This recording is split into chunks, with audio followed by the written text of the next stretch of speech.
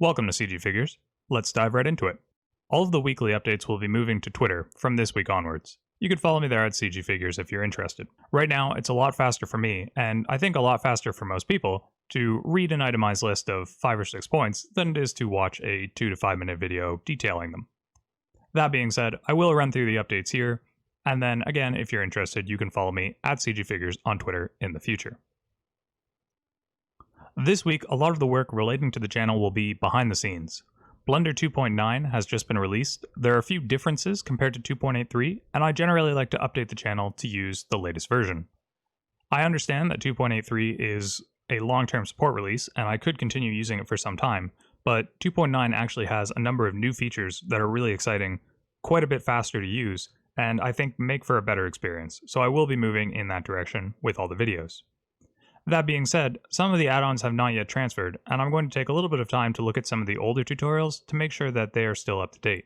This week, I'll also be promoting a few other people who I've recently come across in the community who combine Blender and science in really effective ways. They make fantastic tutorials as well, and I'd like to push people in their direction for broader interest. The remainder of the work will still be behind the scenes. I'm going to be turning quick particles ideally into an add-on, and some of my time will be spent coding in that respect.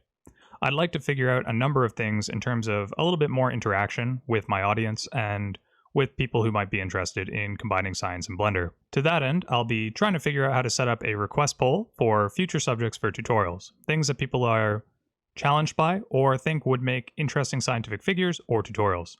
In terms of tutorials for the week, the main subject that I'm going to be focusing on is how to make a mesh similar to human bone marrow, and then how to turn that mesh into some sort of texture and figure out how to release it for people to use it.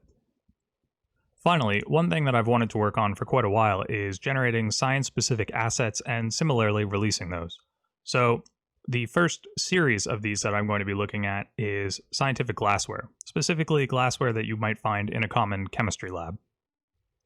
Once I have all of those assets prepared and made to a degree of quality that I'm happy with, and I cannot guarantee that this will be this week, it is quite the undertaking, but once all of those assets are prepared, again, I'll be looking for a place to release those, likely on Gumroad. But if anyone has any other recommendations, please let me know. So if any of these things sound interesting to you, then stay tuned throughout the week, and until next time, you have yourselves a great old day.